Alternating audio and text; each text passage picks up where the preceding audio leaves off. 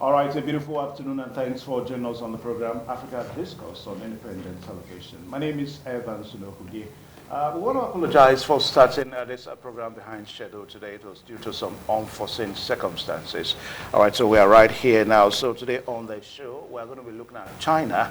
And of course, let's begin to ask the question, the special interest that China has taken on the continent of Africa. We saw that a few days ago whereby there was a China-Africa summit in Beijing. About 53, 54 countries on the continent of Africa were at that summit, except one other country that we cannot really easily get the name now. But as the program progresses, we should be able to remember that name. And of course, we should be able to look at some other issues. Now, the argument has been, or the question has always been the special interest that China has in Africa.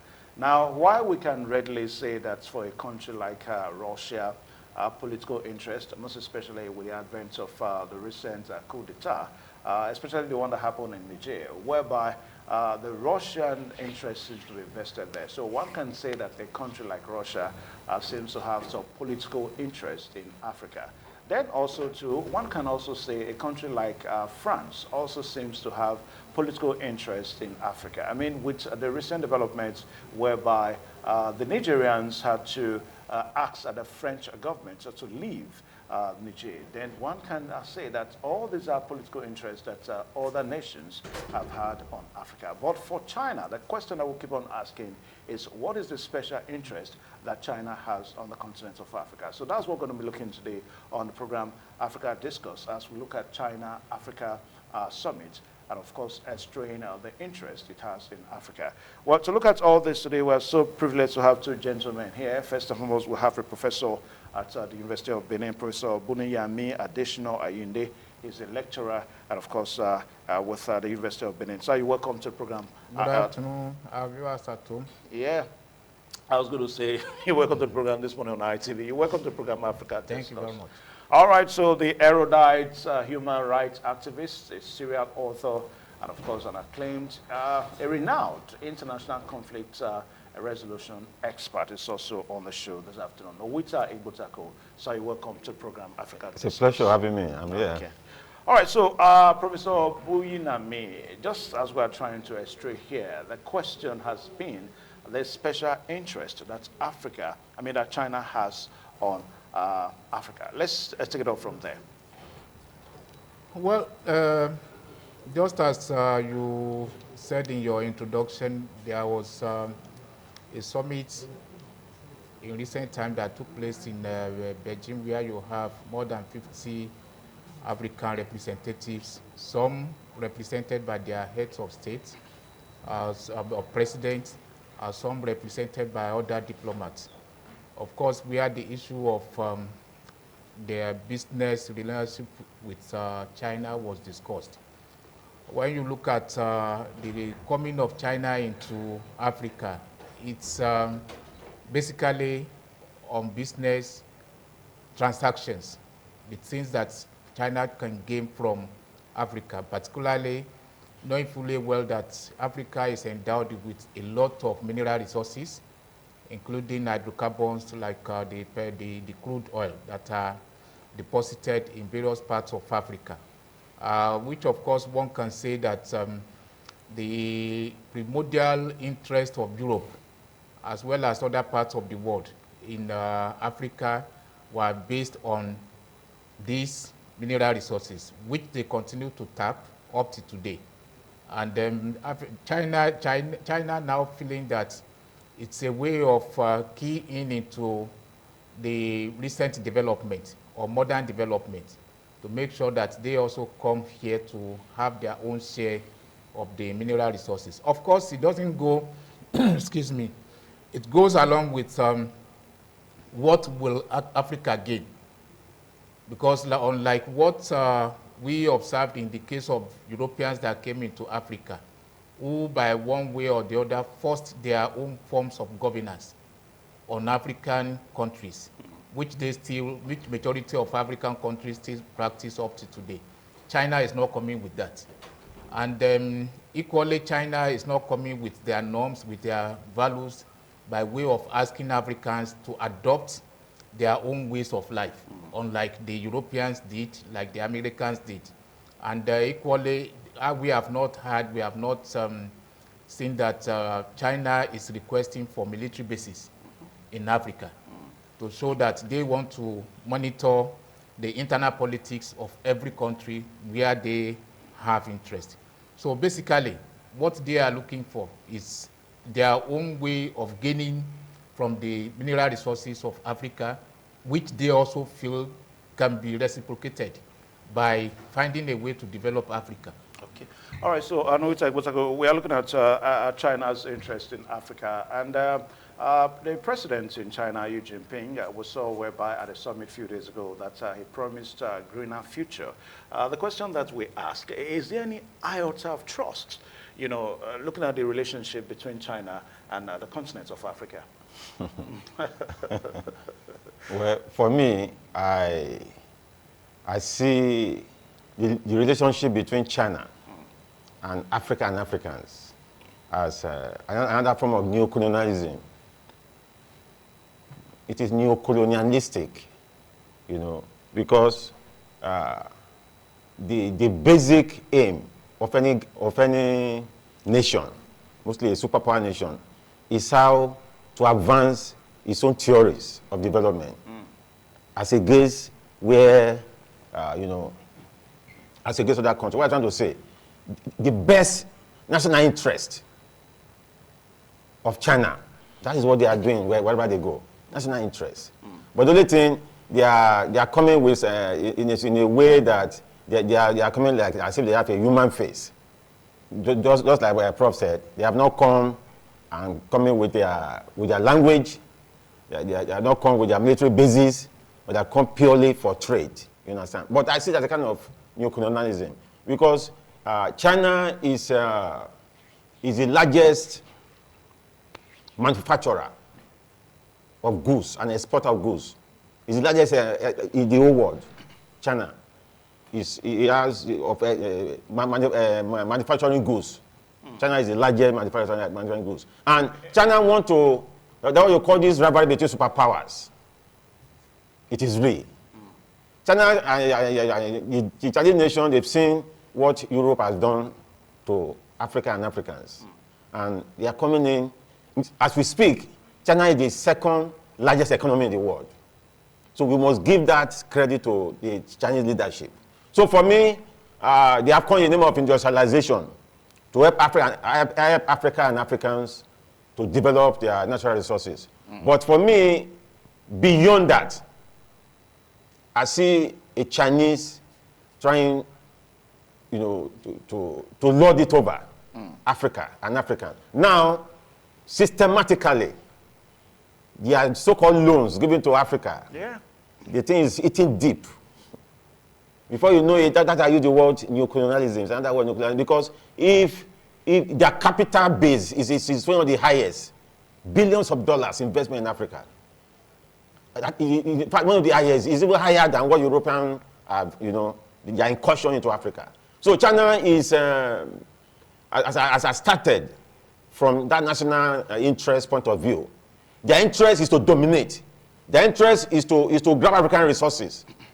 You know, before now, there was no China in by 1949. It's about there was no China. 20 years ago now, about approximately 20 years there ago. was no China. So, and given the furious emergence, the aggressive emergence of China in 1949, because this was a country that was colonized by Japan. You cannot imagine that. That the Japan, more or less like a satellite country close to China, was colonized China at a time. So the mentality of Chinese leaders started by Mao Zedong, Deng Xiaoping, and name them, all the leaders that came, Zhou Enlai and the rest. They want to compete with the West and take as much resources as they want from Africa. So for today, African leaders will be thinking, oh, maybe it's just the name of trade and all that and all that. But for me, I see a problem coming up. The problem has already started coming, in the sense that Africa are eating deep into debt. because of bad leadership. Because of leadership, most of the leaders that take loans and facilities from China, they are not utilizing the loans and facilities, appropriately. In that way, in the name of corruption. And what we now have is that I see a problem coming with China incursion into Africa. I see a problem. I see a practical problem, because the national interest of China will prevail at the end of the day. China want to struggle with the West of African resources. And as you know, Africa is sitting on top of a bottomless pit of resources. What don't we have in Africa? We virtually have everything. Is it gold? Is it platinum? 90% of platinum is in Africa. Is it cobalt? Is it uranium? It's all these things. But the way some people will look at the scenario, you look as if China is coming to help Africa and Africans. But in the long run, they may not have come so far with guns and bullets. Like what I mean by military bases, espionage and the rest. But I see crisis coming.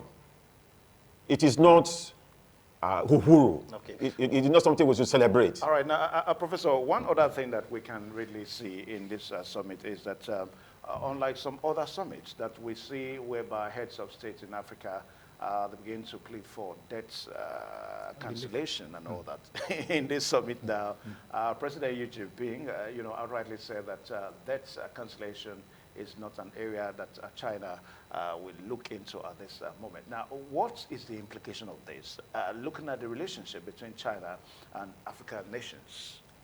Of course, just as we all know, there is no way you have people coming from another place, from another continent, particularly when they come with national interest. National interest? Not just personal or private interest. No. It's a national philosophy. Yeah. Let's go there and decolonize these people. That's it. Don't forget the fact that in the past, when these Europeans came, they had ways through which they tried to convince and subjugate our people at various levels, traditional rulers, military resistance, and so on and so forth. These people are coming through, and they continue to do that up to today. These people are coming through the back door to show or to tell us that, yes, we have ways of assisting you. Take this loan. This is what we are going to do. And these are the things that we are out to use to assist you. One may say that all these are just traps, and they are going to have consequences. They are already having consequences. Environmental degradation is there. There is nowhere you have a mining factory going on, that operating, that you say people can go there and farm. I'll give you a typical example. Somewhere in the southwest, there is a place around Elisha axis, right, where you have gold. From the entire, let me say, the chunk of Ijesha land consists of gold. Within that axis, there is a river that flows from that axis that comes from areas like Ila, that is Osun North. Then it runs through Elisha axis. Because of the activities of the Chinese companies. Yeah. The water became turbid. When you reach places like Ede, down to Iwo, the back of Iwo, down to the boundary between Iwo and Oyo State, Ikire side, the water continues to remain turbid, thick, to the extent that fishermen around these areas continue to cry that they could not get more, they could not get fish as they used to. Yeah. Now, that is just one impact. And also, even when the fishes are there, you have these materials being embedded in the body of the fish, because that is where they live. Some of them may become impregnated with it, which one may not know. And you transfer these materials back to the bodies of human beings. So toxic material, toxic elements. So at the end of the day, we start having series of ailments that doctors may find difficult to trace.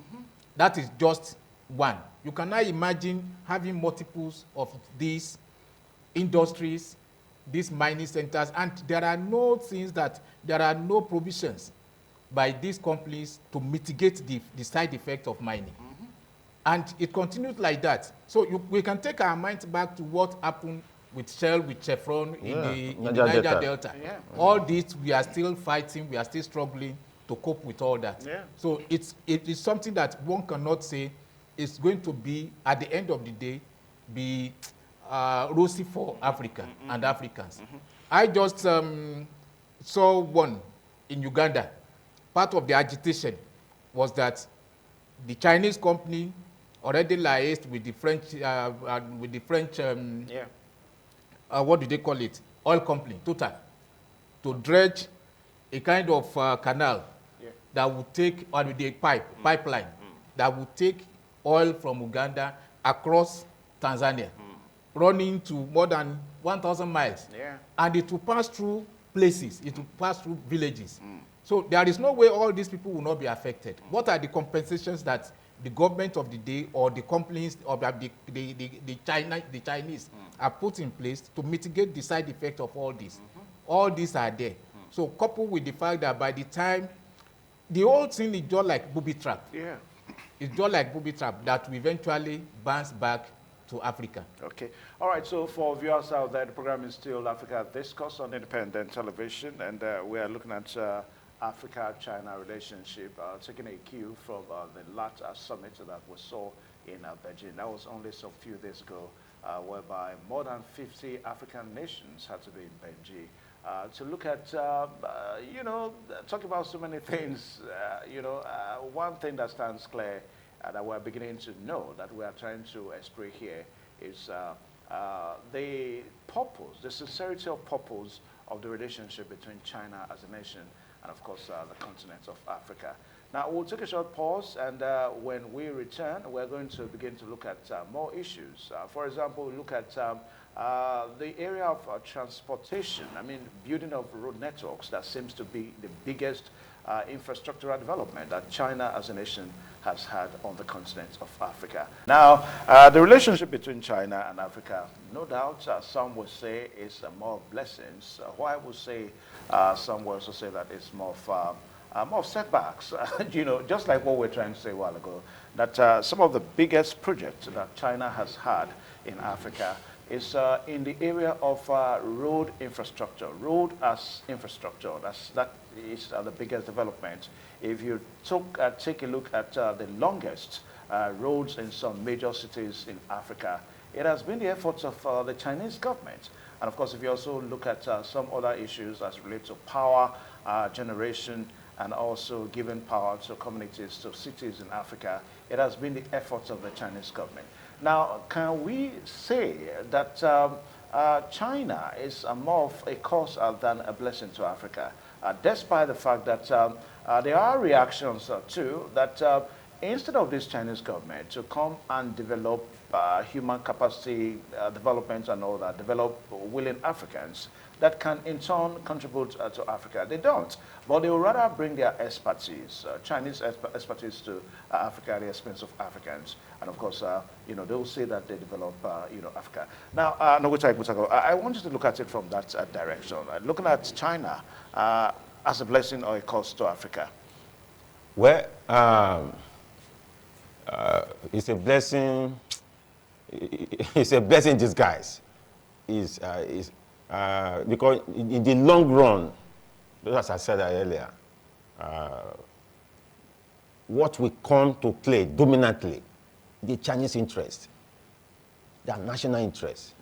Just as you said, they don't care about developing the human capital, developing, education and things like that. So it's like a two-edged sword. Temporal blessings. Maybe there can be some fantastic stadiums. They are good in construction. Some good roads. And things like that. But given the history, the pedigree of African leaders, I see a problem. Because, for instance, what they do in the mining industry, that there are a lot of hazards happening there. And given this attitude of visionless leadership, who doesn't even care, who don't even monitor what Chinese government is doing in their, for instance, in Nigeria, They don't even monitor what they are doing. They just relax and leave them to do what they do. I see problem. I see a cause. The cause of oil, which the European Americans, what they've done to Africa and Africans. I see the Chinese cause falling on Nigeria, falling on Africans. How will it fall? It will fall because the African leaders don't have the courage. They don't have the guts to even talk to the Chinese counterparts. That's not what happened in Niger Delta when all these oil companies came to play. They don't let them do what they do if a politician will not put money in their pocket. So given what we have seen done by Europeans, Americans and the rest, at the end of the day, the same tragedy will be for Africa and Africans. Now, when Jinping, their leader, is already talking about no debt forgiveness. Yeah, that's cancellation. Is that not the same scenario that is happening between the Africans and the Europeans? The IMF, the trap, and whatever they've said. So, in the long run, Africa will suffer. Africa will suffer because we don't have leaders who can stand up to do the right things. Corruption is still an issue. Even all the deals they are doing, all the contracts, you have some public officers who are opportune. They arrange for themselves.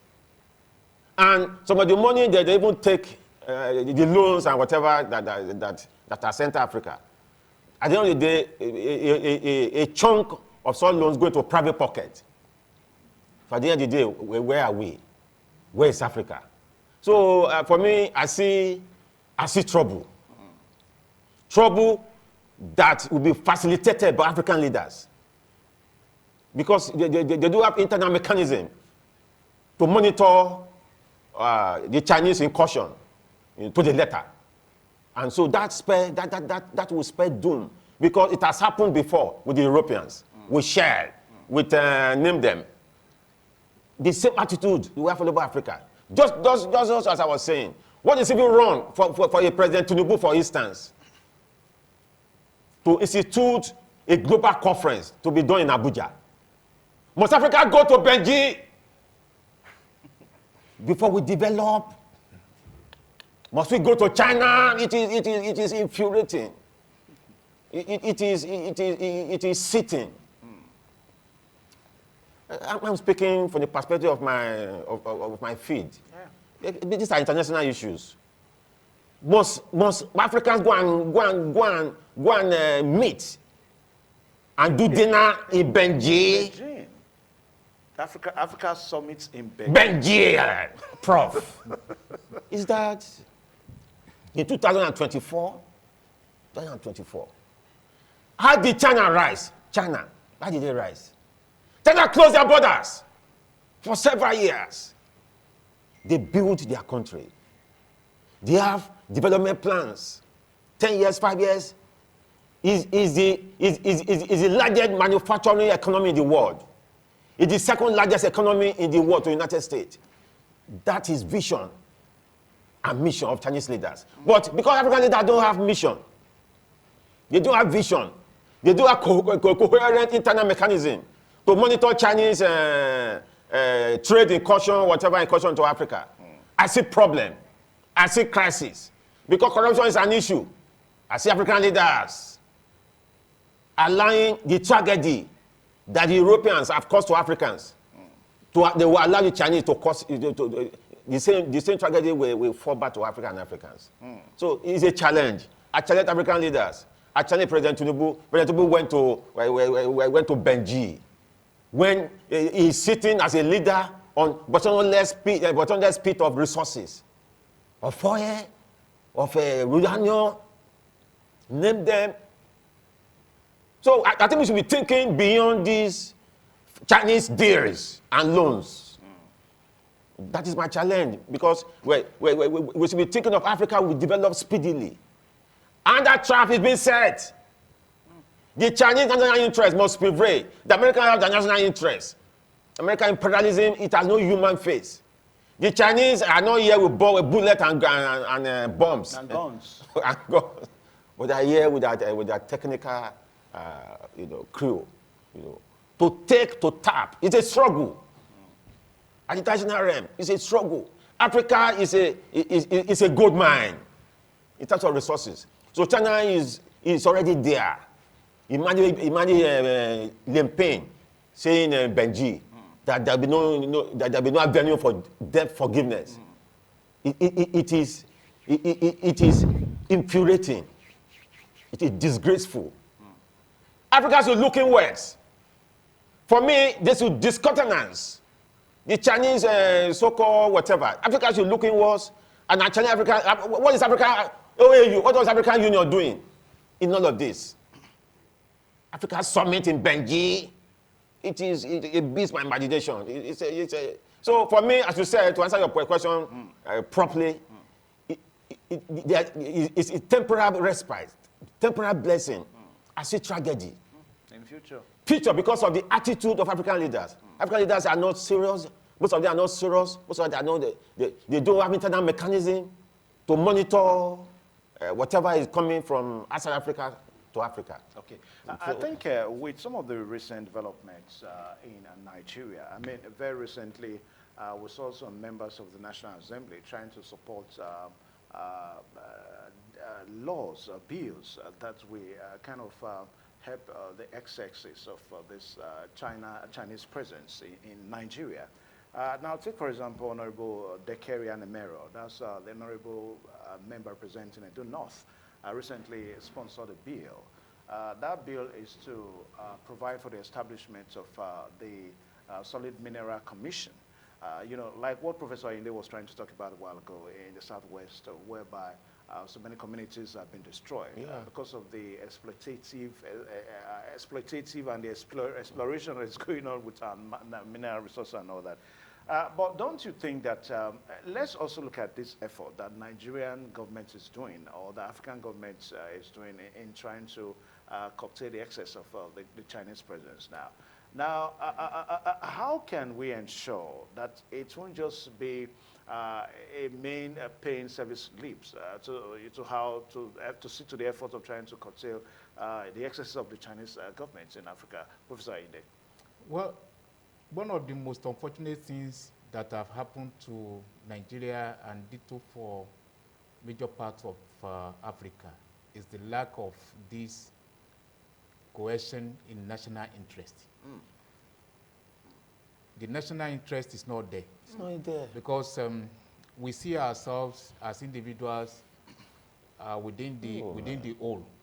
We still fight for resource control across the geopolitical zones. Yes. Because if there is this collective national interest there, whatever is our policy on foreign affairs, it will be standard from the time we had independence. Whatever is our education policy, it will be standard. We will only be building on what we met on ground. Presently, there is none. None. Because even the National Assembly that you have mentioned, if they are able to establish the Solid Mineral Commission, at the end of the day, you still have this individual interest creeping into the whole thing, and it will eventually collapse. These people already see that in us. The Europeans, the Chinese, they already see that in us. And there is no way, there is no country, there is no society that survives without that collective interest. That wherever you come from, whatever my personal interest, I subsume it under the national. The national interest prevails because that is what keeps every one of us going as a society. The moment we don't have that, there is no way we will not have problems either now or in future. Now, coming back to another issue, you see, one thing that the Europeans did to us, which I believe the Chinese will also build on negatively, is the lack of this transfer of knowledge, lack of transfer of technology.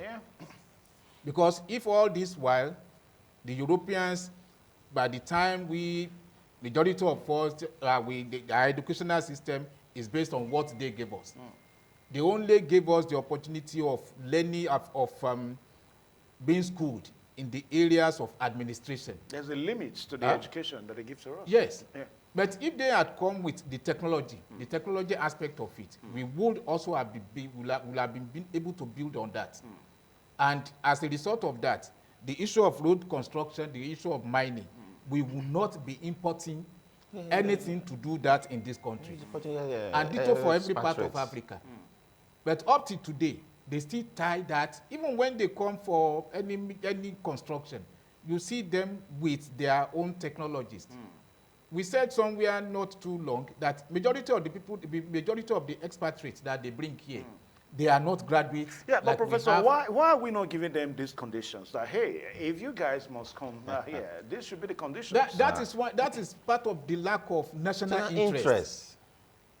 If it is national interest, whatever we say here in Benin is the same thing they say in Borno, is the same thing they say in Sokoto, is the same thing they say in Akwa Ibom. So they will know that these people are collective in their demands.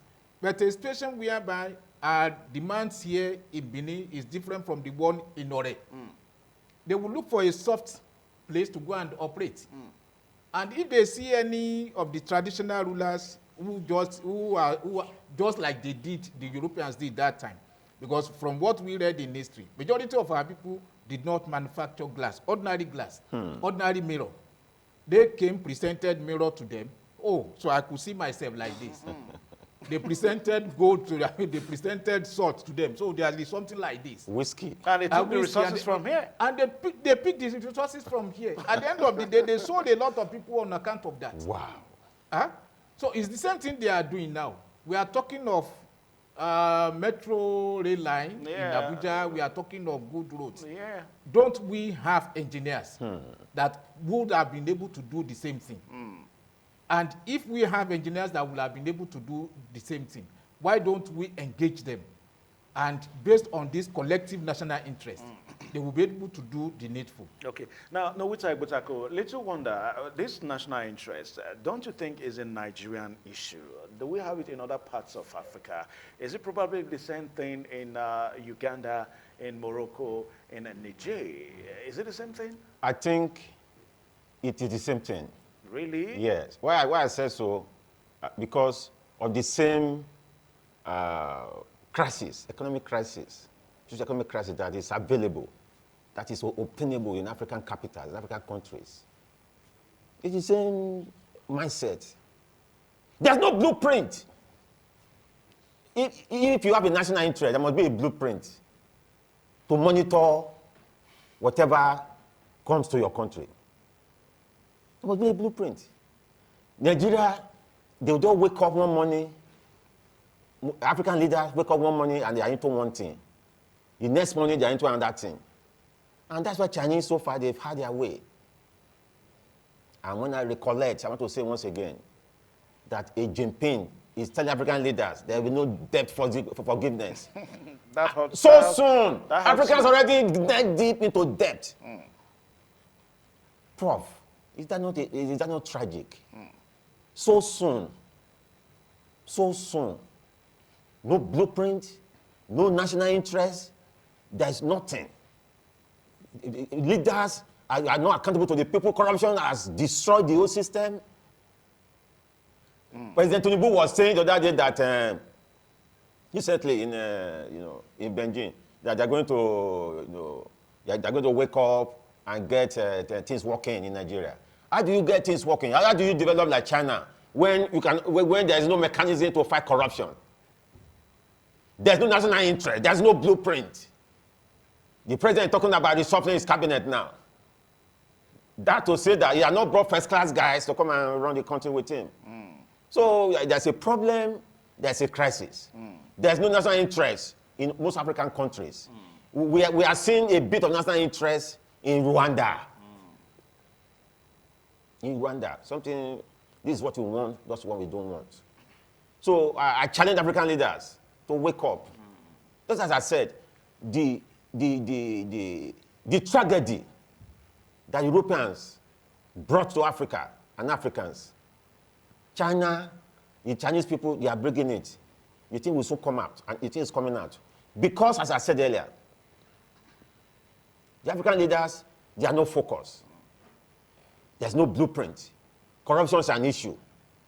So we don't have African leaders don't have leaders that are visionary. Okay. All right. So gentlemen, it's an issue. As we commence our descent now, there's something that we must also look at here. Now, this summit that we're talking about now brought promises of support for other types of green projects. That's the president of China now, saying that with Mr. Xi Jinping declaring readiness to launch 30 clean energy projects and cooperate in a nuclear sector. So those clean energy projects are going to be located in various cities in Africa. Maybe Nigeria is also going to be part of the energy project now. Then also, one other thing that also came up from this summit is that the president said, that's Xi Jinping of China now, said that 210 billion yuan of China, that is approximately 29.6 billion US dollars, would be provided through credit lines, while there will be 70 billion yuan, that is $9.9 billion in business investments. That's what is going to be happening after this summit. Now, the whole idea is that between 2024 and 2027, they are going to see more projects in Africa. That's what the Chinese government is saying, more developments in Africa. Now, Professor Ayinde, despite we've seen that, look, these guys really don't mean good to us. Should we continue to open our hands to accept these promises and these projects? Well, you see, we are not that different from the proverbial hungry person who hunger has dealt with over a period of time and now sees everything edible. Because you experience that during the time of war, during the time of famine, that people go to the extent of taking anything, even when they know fully that these things are not edible. What am I trying to say? The way the economies of various African countries are, as are today, you can't beat your chest to say that all African countries, or the major part of all African countries, majority of African countries are enjoying the lives that they live because of the various sabotaging developments that we have everywhere. Let me give you a recent example. Someone posted a video. It's about 2 minutes clip where someone announced the approval of 8 billion road construction.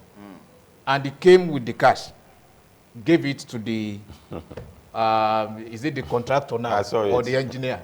You know, it encapsulated what we have in our country today. After the guy was given the box of money, yeah, as he was moving from one step to another, people came, would take one bundle, another one would take two the other one would take, to the extent that by the time he was leaving the premises, it was only the pieces of the currency that he had. Yeah. And someone just came suddenly, grabbed everything and left. You know, it will be on paper that such projects had been... The money was released. The money was released. Yeah, yeah. He signed for it. He allowed himself to be recorded. Yeah. Which at the end of the day, you observe that nothing came out from the person. And the name will be attached to it. This also company collected this money. So what we are trying to say here is that the way we have reconstructed our mindset as human beings, as Africans, yeah, it has been in such a way that the rate as we develop, the grade in everyone, in majority of us, continue to increase with us. And you start asking the question, where exactly are you taking the money to? Okay. All right, so I want to say a very big thank you to you gentlemen, Professor Burinyami, additional Ayinde, for joining the program today, and also Nowita Ibutako. Thank you so much. Thank you, sir. All right, so with viewers out there, this is where we anchor the program today, Africa Discourse. One thing stands clear is that we should, as a continent, begin to look inward, because most of these things we have them. We've got the expertise. We've got the technological know-how too. Only that we cannot explore. We cannot put our minds in some of these things so that we can achieve them ourselves. All right, so the program returns same time next week on this television, independent television. My name is Evan Sunohuge. Goodbye, and God bless you.